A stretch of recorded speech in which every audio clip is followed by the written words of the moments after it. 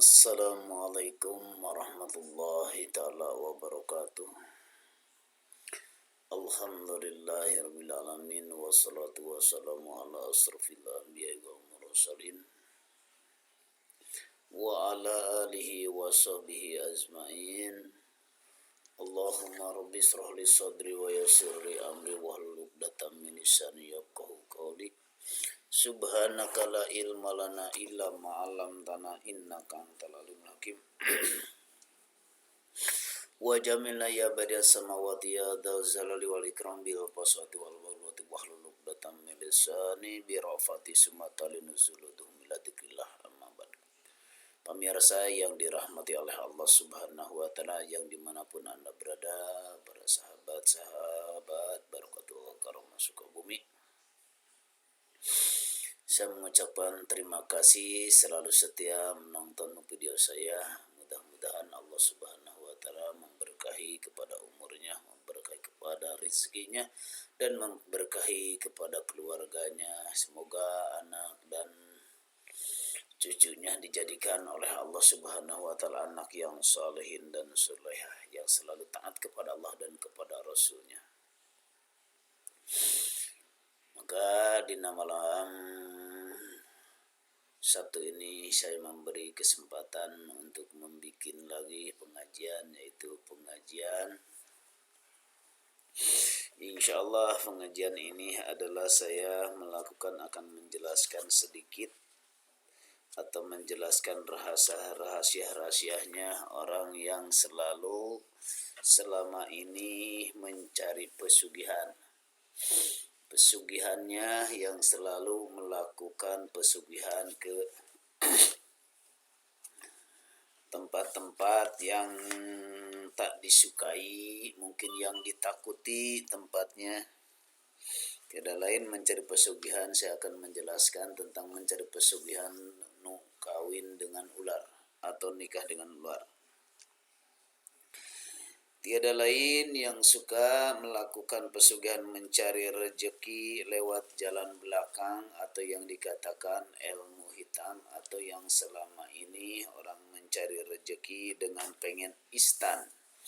Kenapa pengen instan? Karena maneh terdorongna dengan apa? Terdorongna banyak utang atau terlilitnya dengan hutang, karena hutangnya terlalu menumpuk sampai ke orang itu mencari kekayaan, yaitu lewat yang instan. Itu adalah sampai ke berani nikah sama ular atau nikah sama siluman ular. Banyak yang orang selama ini yang kita saksikan mungkin pernah mengalami seperti apapun, melakukan mencari rezeki dengan kata bahasa Sukabumi mama tiada lain katanya ngifri atau kawin sama ular. Nah, ketika manusia itu diberikan mimpi lewat ketemu dengan ular, maka itulah contoh-contohnya orang yang selalu mendorong dengan sifat ular yang selalu ada di dalam tubuhnya. Pernikahan dengan ular itu adalah orang yang ular jadinya, orang jadi ular siluman. Kalau sudah jadi ular siluman itu tiada lain orang itu sudah meninggal.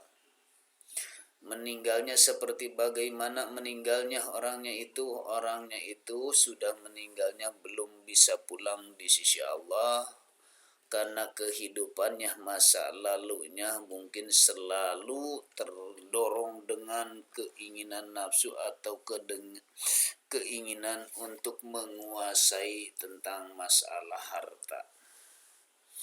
Harta ketika kelebihan, maka datanglah orang yang itu bisa lupa diri, bisa tak mau untuk melakukan sholat, tak mau melakukan zakat, tak mau untuk melakukan ibadah haji. Seandainya orang itu berani kusabab dengan banyak harta, tapi bisa bikin masjid, bisa bikin melakukan sedekah, atau melakukan apa-apa, atau bikin masjid atau madrasah, tapi tiada lain dia mah pengennya untuk dipandang, pengen untuk menyembunyikan sesuatu. pengen menyembunyikan sesuatunya, tiada lain orang itu adalah menyembunyikan adalah kelakuan di luarnya, mungkin melakukan seperti melakukan pesugihan, banyak melakukan pesugihan. Nah, ini saya akan menceritakan dulu tentang masalah pesugihan yang selalu dominan mencari kekayaan lewat kawin dengan ular. Nah, ini orang sebab dalam Al-Quran telah menjelaskan kulun nafsin dha'iqatul maut, karena badannya itu adalah pasti akan nyicipi, akan merasakan kematian. Kalau kematiannya itu belum bisa pulang di sisi Allah, maka orang itu menjadi siluman. Menjadi siluman. Kenapa orang menjadi siluman? Karena selama ini menjadi dominan untuk mencari harta. Jadi belum bisa pulang orang itu, ibaratnya gentayangan arwah-arwahnya, ada arwahnya masih dalam keadaan selalu menguasai harta, atau misalnya tempat ke tempat-tempatnya harta, atau ke tempat pabrik, jadi siluman. Nah, lama-kelamaan dia mencari pengikut juga yang selalu dominan untuk memperkaya diri, yang selalu orang dia pingin untuk mencari teman-temannya lagi. Nah, kalau kita tergiur dengan itu, dengan kelebihan utang atau terlilit dengan hutang, maka orang itu mencari, mungkin dari teman, mungkin dari sahabat yang lainnya, telah mengajak untuk mencari duit sepintas atau uang instan. Tiada lain uang instan itu apa? Nah, kita akan bahas di sini. Bila mana manusia melakukan mencari instan itu, kadang-kadang dia masuk ke mana? Ke tempat pesugihan atau ke kunci, atau bahasa kunci bisa kuncen. Ai kunci mah itu semacam sorok, ari kuncen mah alat parti masuk muka pintu, itu adalah kunci, karena di situ ada makhluk jadi kuncen. Nah, itu jadi kuncen. Ada kuncen Curug Sumpit, ada kuncen Gunung Gede, ada kuncen Gunung Karang, ada kuncen ayeuna gunung yang lainnya, atau gunung, semuanya di situ ada juru kunci atau kuncen-kuncen itu. Nah, ketika kita dipanggil atau dengan sahabat datang ke sana, nah disitulah kita akan perjanjian lewat kuncen dulu. Perjanjian di situ bisa melakukan seperti apapun, bisa melakukan kawin atau napi melakukan kawin di situ. Nah, perkawinan di situ biasa seperti wujudnya wujud manusia, siluman itu sebenarnya separuh manusia, separuhnya juga iblis, atau separuhnya ular. Bisa dikatakan separuh manusia, separuh jin, itu udah jadi siluman. Nah, ketika sudah perjanjiannya waktu di situ melakukan perjanjian, ketika kita pulang ke rumah melakukan hubungan antara siluman sama manusia di situ, itu bisa untuk memberikan uang. Caranya, karena banyak orang itu seperti itu, apalagi kalau sudah nyampe di rumah, nyampak di rumah uang jadi banyak, padahal uang itu uang apa? Uang siluman. Nah, kadang-kadang banyak yang menjanjikan karena melakukan punya kamar khusus, kalau sudah punya kamar khusus di situ tempat kawinnya. Nah, ketika manusianya itu berrebahan, tiduran di situ, datanglah satu wanita. Wanitanya bagaimana? Cantik gak? Cantik. Padahal itu ular siluman. Biasanya kalau bahasa ular itu banyaknya di India. Nah, sekarang di Indonesia itu banyak orang yang seperti itu.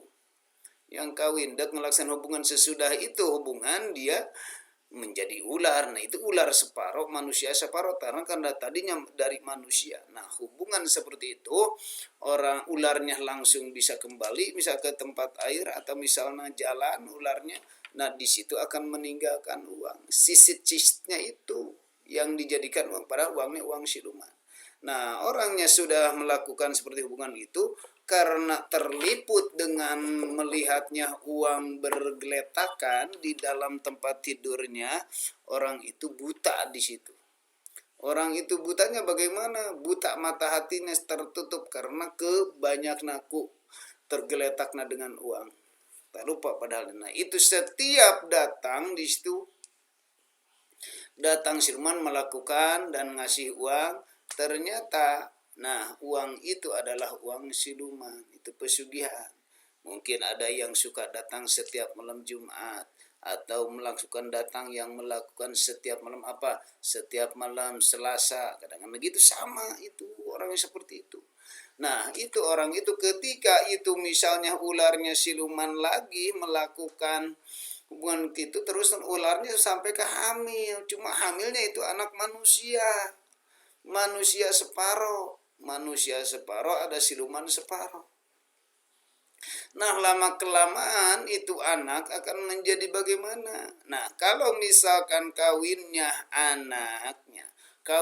misalkan lelaki kawin kepada ular itu atau ular siluman, maka anaknya pasti dibawanya oleh siapa? Pasti dibawa oleh induknya. Jadi juga itu siluman, jadi anak silumar, manusia separoh, maka bersiluman separuh. Maka tinggallah mungkin di tempat gunung atau misalnya tempat gua-gua itu anak-anaknya. Nah, ini contoh-contohnya, jangan sampai kita, wahai siapapun yang telah melihat ini, kita asal ambil hikmah aja, lebih mengetahui. Nah, sesudah itu lama-kelamaan makin besar, nah itu harus mencari pasangan juga. Anak siluman itu mencari pasangan juga, sama seperti itu, mencari juga seperti kita ini. Karena itu belum bisa pulang. Nah, bagaimana di sini bapaknya? Nah, kalau bapak di sini uang terus-terus siluman dengan seperti itu, nah, uang menjadi siluman karena di situ tergila-gila dengan harta, lama-kelamaan maka itu istrinya atau misalkan sebagai suami, si lelakinya ketika meninggalnya menjadi belum bisa pulang juga. Nah, di situ menjadi siluman. Nah, di situ akan mencari lagi terus bertubi-tubi. Sampai sekarang, sampai sekarang. Makanya orang banyak selalu bergentayangan itu dengan harta. Nah, itu tentang masalah laki. Satu, tetap mencari deui. Sedangkan istri kita dikasih, anak kita dikasih dari uang itu. Nah, kan itu uang siluman. Uangnya kita secara dohir mungkin secara syariat sih gak asli, tapi sebenarnya itu uang siluman. Uang siluman. Nah, di situ dikasihkan kepada istri dan anak, mungkin dimakan. Nah, kalau sudah dimakan bagaimana oleh istri dan anak? Itu akan muncul sifat kesombongan. Kalau sudah muncul sifat kesombongan di istri dan anak dengan loba hartanya, maka menjadi sifat ujub dan takabur muncul itu. Karena dari sifat pesugihan tadi dari harta.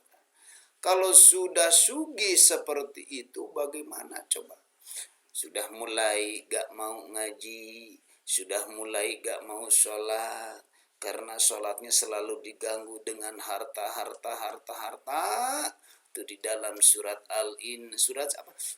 Al-Imran ayat 14 kalau nggak salah.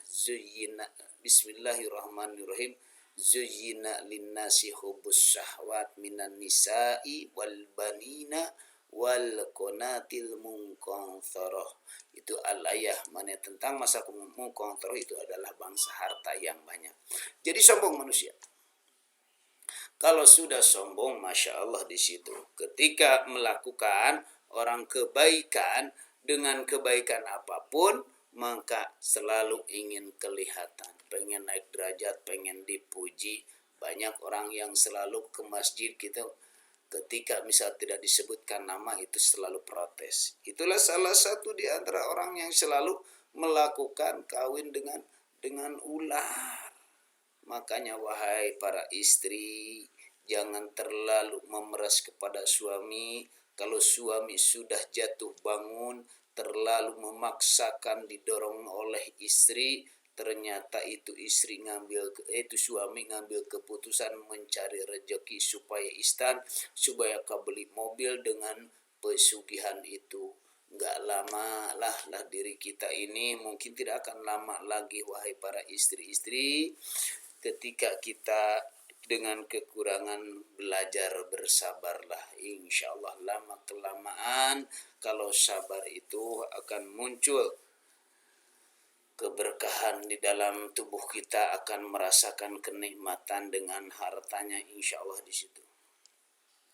Kalau sudah seperti itu korban, berarti wahai ibu-ibu, itu ada tiada lain dimadu dengan siluman. Kalau sudah dimadu dengan siluman, coba aja misalkan kalau punya suami bagaimana kayaknya mendadak ternyata punya kamar khusus, padahal itu khusus untuk kilir muncul bahasa Sunama, untuk melakukan hubungannya ayeuna antara siluman jeung suami ibu. Berhentilah dari dorongan seperti itu, rezeki ala kadar sekemampuannya.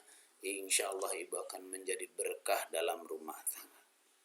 Nah itu salah satu di antaranya yang selalu dominan orang kawin kepada ular atau siluman ular. Jangan sampai banyak karena pesugihan itu ada yang dari ular, ada juga dari buaya, ada juga dari monyet, ada juga jadi genarwo. Nah ini mah diantarana kalau orang yang selalu menjadi perkawinannya dengan ular, tiadain ular siluman yang tadinya itu manusia sudah dikasih tahu oleh Allah lewat mimpi ketemu dengan ular besar. Bisa juga kebanyakan ular besar. Kalau ular kecil kadang-kadang masih kuat untuk menahan, cuman itu lama kelamaan ibadahnya mulai dituna. Biasanya seperti itu insya Allah, karena banyak dari gejala-gejala ini yang selalu nikah kepada ular. Maka kuncen itu bukan butuh apa, tapi butuhnya duit.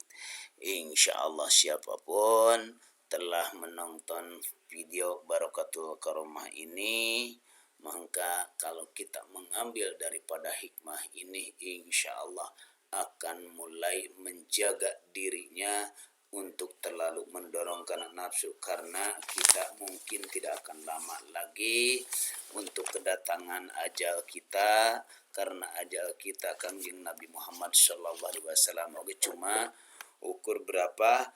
Cuma ukur 63, apalagi kalau kita umur sudah di atas 50, tinggal beberapa hari lagi atau beberapa bulan lagi.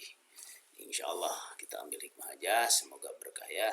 Saya tetap doain kepada siapapun yang telah menonton ini, jangan sampai kita mencari rezeki dengan pesugihan lewat nikah suami kepada ular. Semoga bermanfaat. Siapa yang selalu suka kepada penonton atau pengajian ala kadarnya ini, hanya waktu kurang lebih 20 menit, tapi insya Allah ibu ngaji lama-lama kelamaan juga. Kalau misalnya diambil hikmah mah tetap walaupun sering, tapi kalau ini ngaji babakan hakikat yang selalu orang muncul belum bisa pulang, akan menjadi seperti itu. Doain saya kepada para ibu-ibu atau bapak-bapak atau siapapun yang telah menontonnya, tetap saling menjaga daripada silaturahmi, saling menjaga akidah, jangan sampai terjerumus. Jangan lupa share, subscribe, atau nyalakan loncengnya supaya jangan sampai ketinggalan setiap ada pengajian. Mengucapkan terima kasih. Assalamualaikum warahmatullahi ta'ala wabarakatuh.